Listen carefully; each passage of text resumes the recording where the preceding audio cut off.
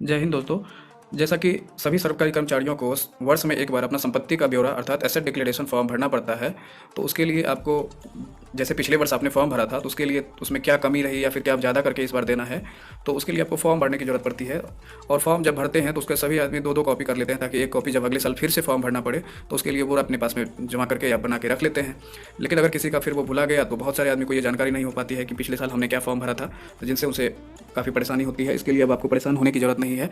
बिहार बिहार सरकार के द्वारा इसको बीपीएसएम यानी कि बिहार प्रशासनिक सुधार मिशन के पर, ये वेबसाइट पर ये सारी जो भी हम एसेट डिक्लेरेशन फॉर्म भरते हैं सरकारी कर्मचारी के द्वारा, सभी विभाग के लोग जितने भी फॉर्म भरते हैं उसी पे इनको अपलोड कर दिया जाता है। तो अब आपको दूसरी कॉपी आपके पास नहीं भी रहे तो उसके लिए कोई परेशान होने की ज़रूरत नहीं है। हाँ, आपको कैसे ये फॉर्म वहाँ से मिलेगी और आपका फॉर्म वहाँ से आप चाहें तो डाउनलोड करके फिर पिछले वर्ष जैसा आपने भरा था उस हिसाब से आप कैसे इस बार आप उसको भर के फिर जमा कर सकते हैं, उसी के संबंध में आज हम आपको इसमें बताएंगे। उसके लिए आपको गूगल में शुरू से प्रोसेस से लेकर आप लास्ट तक में देखेंगे तो आप खुद ब खुद वहाँ से डाउनलोड करके आप इसको उसमें फिर नए वाले फॉर्म को आप भर दीजिए। उसको जैसा ही आप फॉर्म फिलअप करेंगे फिर उसको आप जमा कर दीजिए। तो आइए यहाँ पे सीखते हैं कि कैसे इसको उससे डाउनलोड करके भरना सीखते हैं। पिछले साल का फॉर्म देखने के लिए आपको सबसे पहले ये जानना होगा कि हमने पिछले साल कैसा फॉर्म भरा था। उसके लिए आइए हम अपने मोबाइल के सबसे पहले गूगल में ओपन करेंगे, इसमें आएंगे और पिछले वर्ष का संपत्ति का ब्यौरा देखने के लिए एसेट डिक्लेरेशन टाइप करेंगे। एसेट डिक्लेरेशन बिहार यहाँ हम टाइप करते हैं और ये टाइप करने के बाद आपको पिछले साल आपने जो फॉर्म भरा था एसेट डिक्लेरेशन का, उसका आपको डिटेल्स मिल जाएगा कि आपने क्या क्या भरा था। आप उस हिसाब से देख के आपने जो पिछले बार जानकारी दी थी सरकार को और विभाग को, आप उस हिसाब से आगे पीछे कर सकते हैं। जैसे हमने ये एसेट डिक्लेरेशन बिहार का डाला, आगे खुल गया है BPSM बिहार गवर्नमेंट.in। इसका मीनिंग है बिहार प्रशासनिक सुधार मिशन सोसाइटी। इस पे सारा जो जितने भी संपत्ति का ब्यौरा रहता है उस पर ही जाता है। तो BPSM बिहार गवर्नमेंट.in पे सभी विभाग के अवेलेबल रहते हैं। चूँकि मुझे यहाँ पे आज मैं पुलिस डिपार्टमेंट के बारे में जानना चाहूँगा। इसमें सारे विभाग के मिलते हैं लेकिन मैं आज पुलिस डिपार्टमेंट के लिए खोजना चाह रहा हूँ। तो पुलिस डिपार्टमेंट चूँकि बिहार सरकार के होम डिपार्टमेंट के तहत आता है, तो होम डिपार्टमेंट के लिए आपको यहाँ पे एसेट डिक्लेरेशन वाले में जाना है और उसमें इस भी देखना है आपको। यहाँ 2020 का ये दिखा रहा है BPSM। और अब हम जाएंगे दूसरे वाले में। यहाँ पे देखिए होम डिपार्टमेंट का 2022 का दिखा रहा है। तो होम डिपार्टमेंट जैसा ही खोलेंगे तो इसमें पुलिस से रिलेटेड हमें जानकारी मिल जाएगी। तो इसके लिए हम यहाँ पे होम डिपार्टमेंट में ही क्लिक करेंगे। इसको जैसे ही हम यहाँ पे क्लिक करेंगे, क्लिक करने के बाद यहाँ पे आप देख सकते हैं कि ढेर सारे ऑप्शन आते हैं। इस ऑप्शन में हम अब होम डिपार्टमेंट पर एक बार क्लिक करके इसको रिफ्रेश कर लेंगे, ताकि आपको होम डिपार्टमेंट से रिलेटेड ही आपको जो भी जानकारी हो, क्योंकि इसमें सारे विभाग के होम से रिलेटेड रहेंगे। लेकिन यहाँ पे होम पर क्लिक करेंगे तो आपको होम से रिलेटेड, चूँकि पुलिस डिपार्टमेंट का आज हमको चेक करना है, तो पुलिस डिपार्टमेंट के लिए होम वाले सेक्शन पे जाएंगे। तो होम वाले सेक्शन पे हमने क्लिक कर लिया है। अब हम यहाँ पे होम वाले सेक्शन पे क्लिक करने के बाद धीरे धीरे इसे नीचे स्क्रॉल करेंगे और स्क्रॉल करने के बाद हम जाएंगे अपने डिस्ट्रिक्ट वाइज लिस्ट पे। डिस्ट्रिक्ट वाइज लिस्ट पे आप चाहे तो जिस डिस्ट्रिक्ट का आप सर्च करना चाहते हैं उस डिस्ट्रिक्ट का आप सर्च कर सकते हैं। मैं आज यहाँ पे सीतामढ़ी डिस्ट्रिक्ट का सर्च करना चाह रहा हूँ। तो सीतामढ़ी डिस्ट्रिक्ट के लिए जैसे ही हम सीतामढ़ी पे टच करते हैं, आपको फिर से सीतामढ़ी डिस्ट्रिक्ट से रिलेटेड सारे डिटेल्स आ जाएंगे जो कि पिछले साल एसेट डिक्लेरेशन अर्थात संपत्ति का ब्यौरा फॉर्म भरा गया था। आप संपत्ति का ब्यौरा जो भी जितने भी इसमें देख सकते हैं, कलर्क का, उसके बाद ASI का विमल चौधरी या जो भी हैं, उसके आप 1 2 3 4 करके आप पेज वाइज यहाँ पे खुला हुआ है। तो चूँकि हमको रैंक वाइज अलग अलग इसमें दिखेगा, तो हम इसमें चाहे तो पोस्ट वाइज या डेसिग्नेशन जैसे किसका जो भी पद के हिसाब से आप आगे बढ़ते जाएंगे पेज में और वो मिलते जाएगा। यहाँ पे हम जैसे ही दूसरे वाले पेज पे क्लिक करना चाहेंगे तो उसके लिए आपको दूसरा पद मिल जाएगा। यहाँ पे आइए हम दूसरा वाला पोस्ट के लिए किसी दूसरे पेज पे टच करने की कोशिश करते हैं और आपको ले जाते हैं। जैसा ही हमने यहाँ पे टच किया, देखिए यहाँ पे ये दूसरा पेज ओपन हो गया। ये पेज आप देख सकते हैं कि इसमें नाम आ रहा है, कांस्टेबल का आ रहा है, लास्ट में कांस्टेबल 352 संजय कुमार। इसी तरह से आप चाहें तो आगे पीछे अपने हिसाब से जिसका जिस नंबर पे हो सीरियल हिसाब से आप उस हिसाब से टच करके देख सकते हैं, आपको वो मिल जाएगा। और आप अपने नेम के हिसाब से ये जो आपका ब्रांच नंबर मिला हुआ है जिला में, उस हिसाब से आप वहाँ पे चेक कर सकते हैं। जैसे यहाँ पे मैंने 15 नंबर पे टच किया तो ये आ गया है। फिर मैं अभी जैसा 17 नंबर वाले को टच कर देता हूँ। 17 नंबर पे जैसा ही हमने टच किया है, आप देखिए क्लिक करके ब्रांच नंबर 544 545 से शुरू हो रहा है और लास्ट में यहाँ देखिए। फिर अब मैं पिछले वाला 16 वाला पर जाना चाहता हूँ। तो 16 वाला पर जाने के लिए आप उस पर टच करेंगे। तो 16 वाला पर जैसा ही टच करते हैं, इसमें देखिए 508 509 51 511 विनीत राज, 515 सोनू कुमार। तो इसमें 515 सोनू कुमार का, चूँकि मैं इनका ही खोल के देख ले रहा हूँ कि इनका चूँकि खोलने के लिए आपको ग्रीन कलर का जो ये दिख रहा है सिंबल, उस पर जैसा ही आप टच करेंगे ये बड़ा है, छोटा करने से बेहतर इसको मैं डाउनलोड पे जैसे ही इसको टच करूँगा तो एक बार ये रिफ्रेशमेंट होगा यार, डाउनलोड हो गया। फिर से अगर दोबारा आप इसको करेंगे तो यहाँ पे डाउनलोड एक फाइल अगेन आता है, वो नहीं करना है और उस पर टच करेंगे जैसे ही तो ये खुल जाएगा। और ये देखिए 515 सोनू कुमार का 2021-22 का ये खुल चुका है। इसमें देखिए इनका नाम लिखा हुआ है, इसने पिछले साल जो भरा था। सपोज नेम में चूँकि अपने नॉमिनी का नाम होता है, इनकी शादी नहीं हुई है शायद संभवतः, इसीलिए इन्होंने अपना नाम नहीं दिया। डिपेंडेंट 1 2 में आप भर के फिर स्क्रॉल कीजिए। स्क्रॉल करते करते नीचे में जो भी कॉलम है उसको पिछले साल जैसे आपने फिल किया था उसको आप फिल करते हुए आगे आप बढ़िए। पैन कार्ड ये सब तो चेंज होने वाला है नहीं, पैन पर्सनल डिटेल वगैरह तो वो सब तो वैसा ही रहेगा। फिर उसको स्क्रॉल करते करते आप आगे बढ़िए और आगे बढ़ते हुए ये आपका डिटेल समाप्त हो जाता है। इस प्रकार पिछले साल का फॉर्म को देखकर इस वेबसाइट से आप चाहे तो जैसे आपने पिछला बार फॉर्म भरा था उसमें आप ये फॉर्म निकालेंगे तो आपको अपने पास में कहीं रखने की जरूरत नहीं पड़ेगी और इस कहीं सेव करके सुरक्षित रखने की जरूरत नहीं है। सरकार उसके लिए खुद सोसाइटी आपको अवेलेबल करवाती है और वहीं पर आपका डिटेल भरा हुआ रहता है। इस तरह से इस वेबसाइट से जाके आप वहाँ से चाहे तो आप डाउनलोड कर लीजिए और फिर इस बार का जैसा ही फॉर्म आपको भरना है उस हिसाब से आप फॉर्म भर दीजिए। इस तरह से आप उसमें थोड़ा बहुत जो आपने इस वित्तीय वर्ष में आपने जो भी अर्जन किया है उसमें आप बढ़ा सकते हैं या फिर जो आपका कम हो गया उसे आप घटा दीजिए। तो उसको फिर से आप उसमें इंक्लूड करके आप उसमें फिर से लगा दीजिए ताकि आपका ये फिर से संपत्ति का ब्यौरा तैयार हो गया और आप वो भर के फिर से सबमिट कर दीजिए। ये फिर से आपको सेव करने की जरूरत नहीं पड़ेगी, ये फिर से अगले साल जब आप जमा करेंगे तो उसी वेबसाइट पर जिस तरह से आज आपने खोला उसी तरह से आपको मिल जाएगी, इसीलिए आपको सेव करने की जरूरत भी नहीं पड़ेगी। एसेट डिक्लेरेशन फॉर्म का एक एक स्टेप कैसे आप भर सकते हैं तो आइए इसी बारे में हम आज आपको बताएंगे। अगर कोई भी फॉर्म है तो उसका सबसे पहला जो सेंटेंस है वहाँ से लेकर लास्ट तक हम आपको बताएंगे। इसमें सबसे पहले लिखा हुआ जैसे आई कांस्टेबल नंबर 515 सोनू कुमार, मैं जैसे डाउनलोड पिछला फॉर्म किया था उसी का ये उसी पर मैं आपको बता दे रहा हूँ क्योंकि इसी का मैंने डाउनलोड किया था उस दिन। तो उसके बाद है इनके पिताजी का नाम है आगे में सन ऑब्लिक डॉटर, जो फीमेल होंगे वो अपना देंगे या फिर वाइफ ऑफ किसी की पत्नी है तो वो देंगे। तो इसमें इन्होंने अपने पिताजी का नाम लिखा है लेट मनोहर कुमार मंडल। उसके बाद अगला होता है इसमें आपको देना होता है कि एज, तो जो भी आपका डेट ऑफ बर्थ के हिसाब से एक राउंड फिगर में एज होता है उस समय में वो एज आप यहाँ पे देंगे कितना ईयर का हो रहा है। फिर उसके बाद आप सबसे पहले इस बीच में आप देख लीजिए कि ईयर मैंने नहीं बताया, यहाँ पे आप किस ईयर का फॉर्म भर रहे हैं वो जरूर दे देंगे क्योंकि अगर आप ये नए ईयर का भर रहे हैं तो यहाँ पे ईयर 22 से 23 हो जाएगा। आप इस ईयर का आप दे रहे हैं क्योंकि इन्होंने पिछले वर्ष दिया हुआ था तो इन्होंने 21-22 सेशन लिखा है, आपको नए ईयर का इस साल का देना है तो आप 22 से 23 दे सकते हैं। वित्तीय वर्ष में आपको राउंड फिगर में उसका देना है। फिर मैं आ रहा हूँ एज पे चूँकि मैंने बताया कि जो भी आपका राउंड फिगर में डेट ऑफ बर्थ है उसमें आप बढ़ के इसमें दे देंगे। फिर आप बिलोंग टू, आप जिस डिपार्टमेंट से कर रहे हैं उसमें देंगे। तो इन्होंने बिहार स्टेट पुलिस डिपार्टमेंट, इसमें आप होम वगैरह भी देते हैं तो होम से भी आप जुड़े हुए तो आप वो भी दे सकते हैं। तो इसमें चूँकि पुलिस डिपार्टमेंट भी लिख सकते हैं वो दिया इसने। अब ये लिखा हुआ है service below the details of assets, उसके बारे में आपको इमूवेबल और मूवेबल बैंक बैलेंस ETC के बारे में दिया हुआ है। आइए उसके बारे में स्टेप बाय स्टेप इसलिए बताएंगे कि इसमें जो अब पहला स्टेप आएगा इसमें कि आपको A B करके जो आएगा इसमें उस हिसाब से जो भी डिटेल होंगी आपको उसमें समझाया जाएगा कि कौन सा मूवेबल अर्थात कि चलित है और इमूवेबल जो चलने योग्य नहीं है उसके बारे में डिटेल अभी आपको यहाँ पे समझाएंगे। क्योंकि ये इन्होंने अपने डिपार्टमेंट का नाम लिखा है, आप जिस डिपार्टमेंट पे होंगे उसका आप नाम भर के यहाँ पे आप दे सकते हैं।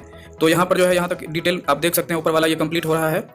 अब यहाँ से बच गया है ये देखिए डिटेल्स ऑफ मूवेबल एसेट्स, जो आप यहाँ से वहाँ ले जा सकते, यानी कि आपके पास वो मूव कर रहा है उस संपत्ति के बारे में आपको जानकारी देना है। आज के इस वीडियो में आगे बढ़ने से पहले आप सभी से अनुरोध है, अगर आप पहली बार इस वीडियो के माध्यम से हमारे इस चैनल पर विजिट किए हैं तो आप हमारे इस चैनल को लाइक करें, सब्सक्राइब करें और हमारे बेल आइकन को प्रेस कर दें ताकि जब भी हम कोई इस प्रकार की वीडियो डालें तो उसका नोटिफिकेशन आपके मोबाइल पे पहुंच जाए और आप वो वीडियो देख सके।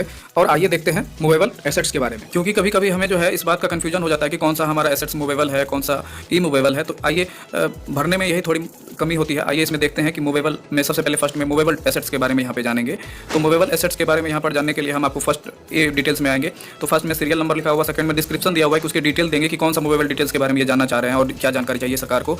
उसके बाद अगला आएगा सेल्फ में आपको अपने बारे में सारा डिटेल देना, जैसे कि आपने जो भी डिटेल इसमें डिटेल के सामने डिस्क्रिप्शन के सामने होगा उसके बारे में देंगे। उसके बाद आप जो सपोज नेम है, यानी कि सपोज मतलब जो आपके उत्तराधिकारी हैं जिनका नाम आपने दिया है।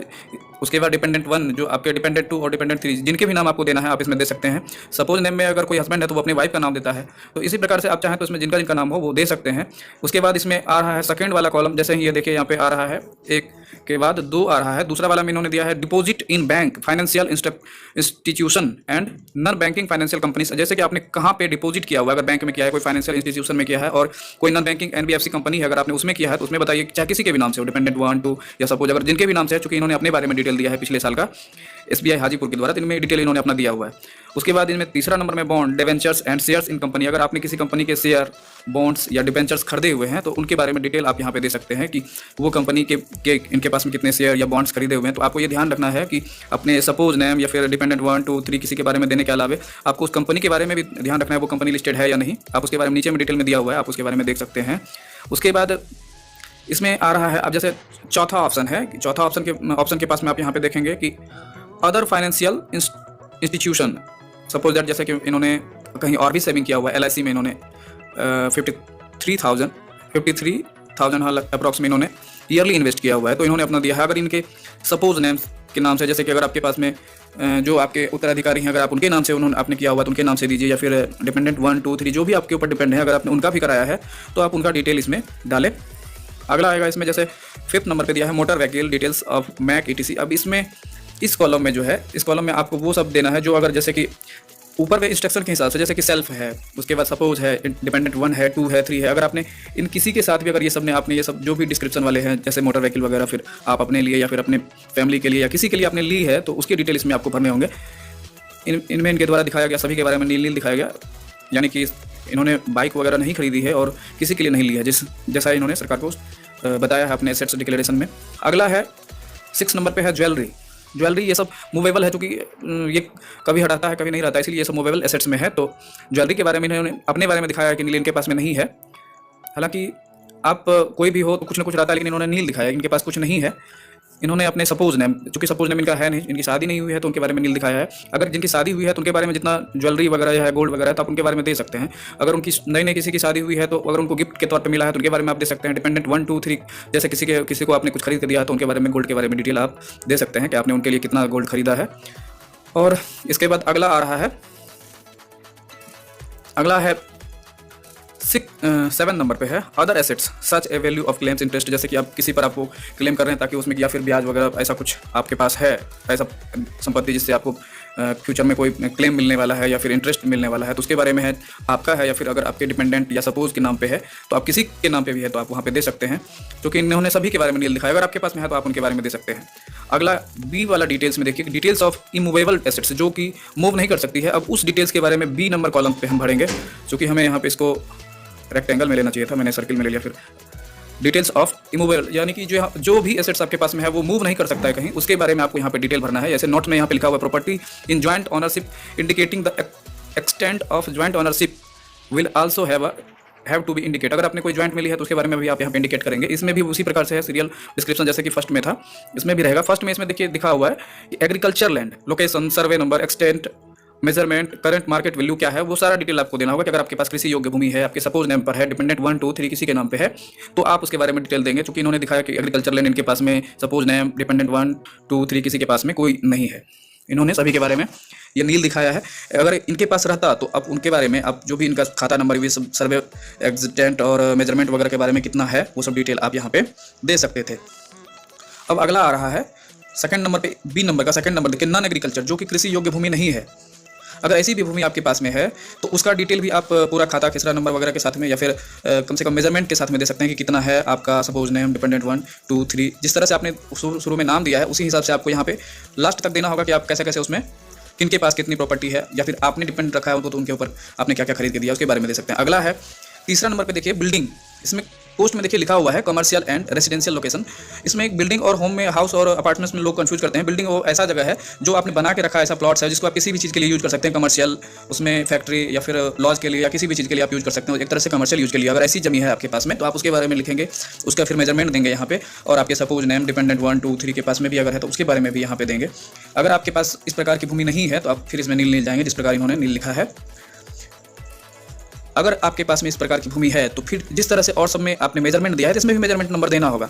बिल्डिंग और कमर्शियल, बिल्डिंग और हाउस में कंफ्यूज नहीं करना है। फिर 4था नंबर हाउस ऑब्लिक अपार्टमेंट में आएंगे तो हाउस वो है जिसमें कि आपका घर बना हुआ है, तो हाउस वो ऐसी जगह है जहाँ के लोग रहते हैं और एक तरह से ये घर के लिए होता है। लोकेशन, सर्वे इसमें भी वही देना है। तो चूंकि इसमें paternal house in joint family इनका लिखा हुआ है कि चूंकि इनकी पैतृक भूमि है तो इनको मेजरमेंट इन्होंने नहीं दिया है, और सपोज नेम चूंकि इनके उत्तराधिकारी के रूप में इन्होंने किसी का नाम नहीं दिया है तो उनका भी नाम इसमें नहीं दिया गया है। और अपने डिपेंडेंट 1 2 3 जो भी इन पर हैं उनके बारे में भी आप दे सकते हैं कि उनकी अगर कोई भूमि है तो दे सकते हैं कि हाँ, क्योंकि जो भी डिपेंडेंट इन पे हैं तो वो पैटर्नल हाउस में ही रहते हैं और जॉइंट फैमिली में ही रहते हैं, इनके द्वारा यही बताया गया है। अब आइए अगले स्टेप के बारे में यहाँ पे हम समझेंगे। अगले स्टेप में ठीक उसी प्रकार है जैसे ऊपर में दिया गया था कि serial number, description, name and address, bank, financial institution, oblique departments, amount outstanding as on. इसमें इसका साफ मीनिंग है इस कॉलम का कि इसमें आपने सरकार से या भी किसी इंस्टीट्यूशन से अगर आपके ऊपर कोई भी देय राशि है या कोई भी किसी प्रकार का बकाया है तो उसके बारे में आप सरकार को आप उसकी जानकारी देंगे। जैसे इन्होंने इसमें बताया है कि ए के एक नंबर में लोन फ्रॉम बैंक्स में एसबीआई हाजीपुर से इन्होंने 9 लाख का लोन लिया है। दूसरा ऑप्शन है लोन फ्रॉम फाइनेंशियल इंस्टीट्यूशन में, उसमें इनके द्वारा दिखाया गया कि इनका नील है। उसके बाद तीसरा देखिए गवर्नमेंट ड्यूज में दिखाया इनके द्वारा कि dues to departments dealing with government accommodation, अगर सरकार के रिकमेंड के द्वारा अगर आपने कहीं से आपको लिया हुआ है वो ड्यू है तो उसके बारे में डिटेल देंगे। उसके बाद बी में देखिए लिखा हुआ है due to departments dealing with supply of water, पानी का जो सप्लाई का कोई अगर बकाया है तो उसके बारे में देंगे। Due to departments dealing with supply of electricity के बारे में देंगे। कुल मिला के ये सब नील रखा जा सकता है। उसके बाद डी नंबर में देखें कि due to departments dealing with telephone bill वगैरह किसी का अगर पे बचा हुआ है तो उसके बारे में देंगे। Due to departments dealing with अगला ऑप्शन है अगर आपने कोई एयरक्राफ्ट वगैरह या इस टाइप का अगर कुछ बकाया है कि ट्रांसपोर्टिंग वगैरह का जैसे सरकार आपने आपके ऊपर खर्च किया है इस टाइप का है तो आप उसके बारे में डिटेल इसमें देंगे। उसके बाद यहाँ पे देखिए अगला इसमें जो भी डिटेल में आएगा तो ये एक तरह से फाइनेंशियल इंस्टीट्यूशन वगैरह जो भी होता है जैसे कि आपने कहीं से आप कुछ बकाया लिया हुआ है तो उसके बारे में आप वहाँ पे डिटेल देंगे। अगला आते हैं इसमें बी नंबर में देखिए इनकम टैक्स वगैरह के बारे में देना है तो इसमें कुल मिला के समझिए इनकम का पैन नंबर इसमें आप डालें, पैन नंबर डिटेल डालेंगे यहाँ पे और आपका ये कॉलम क्लियर हो जाएगा। और डिटेल वाले का जो डिपेंडेंट वन है उस सब के बारे में डिटेल इसमें नहीं दिया हुआ है इसलिए ये कॉलम 2 का ही है। फिर इसमें अगला देखिए वेल्थ टैक्स, कोई आपने अगर आपने कोई आपके पास में जो वेल्थ टैक्स जैसे आपके पास धन अगर आप उस पर कोई टैक्स दे रहे हैं तो उसके बारे में डिटेल आप इसमें दे सकते हैं। ऐसे इसकी कोई विशेष जरूरत नहीं है, आप सरकारी कर्मचारी के लिए ऐसा कुछ है नहीं, ज़्यादातर केस में ऐसा कुछ नहीं है। सेल्स टैक्स वगैरह भी अगर कोई प्रॉपर्टी वगैरह के बारे में है तो आप उसमें या बिजनेस के बारे में तो दे सकते हैं। तीसरा और चौथा प्रॉपर्टी टैक्स है। कुल मिला के ये सब नील रहने वाला कॉलम है, ये सब गवर्नमेंट एम्प्लॉय के लिए ज़्यादातर नहीं ही भरा जाता है। उसके बाद आएगा सी नंबर पर्सनल डिटेल, इसमें आपकी वो डिटेल है जो आपकी खुद की जानकारी है, व्यक्तिगत जानकारी होती है वो भरनी होती है। इसमें देखिए सबसे पहला देखिए आपका पर्सनल डिटेल में ज़्यादातर मैं इसको ब्लर कर दूंगा यहाँ पे क्योंकि इनका ये अपना पर्सनल डिटेल है।